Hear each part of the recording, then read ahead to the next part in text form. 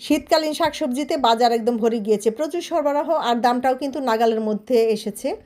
তো যাই হোক, ফুলকপি কিন্তু শীতকালীন একটা দারুণ হিট সবজি। এই ফুলকপির যে কোনো তরকারি বা ভাজি খেতে কিন্তু দারুণ লাগে। আলু ফুলকপি সিম এই ভাজিটা কিন্তু আগামী 2-3 মাস সবার ঘরে ঘরে একদম চলবেই চলবে। এই ভাজিটাতে কখনোই কিন্তু অরুচি আসে না।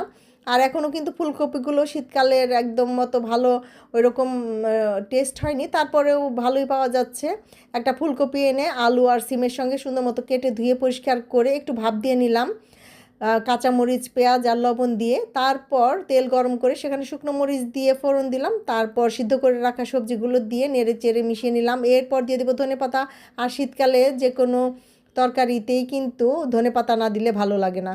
ধনেপাতা দিলে সেই রান্নাতে কিন্তু অন্যরকম একটা টেস্ট আসে। যাই হোক, ধনেপাতা দিয়ে নেড়ে চেড়ে মিশিয়ে নিলাম, আর এতে করেই তৈরি হয়ে গেল মজার একটা ভাজি। সকাল সকাল যদি এই ধরনের একটা ভাজি করে নেওয়া যায় তাহলে কিন্তু সকালে রুটি পরোটার সঙ্গে খাওয়া যায়, আবার দুপুরবেলাও কিন্তু ভাত দিয়ে এই ভাজিটা খেতে দারুণ লাগে। শুকনো মরিচ দিয়ে ভাজি দিয়ে ভাত খেতে বেশ ভালো লাগে। আর এখনও গরম কিন্তু কমে নাই, শীতকালীন সবজি চলে এলেও বাজারে গরমের তীব্রতা এখনও রয়েই গিয়েছে। সব কিছুতে শীতের আমেজ শুরু হলেও গরমটা কিন্তু এখনও রয়েই গিয়েছে। খাবার দাবার মানুষ তো আর বন্ধ করে রাখে না, শীতকালীন হোক আর গরমকালীনই হোক খাবার দাবার তো চলতেই থাকে, তাই না? তো ভাজিটা কিন্তু দারুণ লাগে, কার কার ভাল লাগে জানাবেন।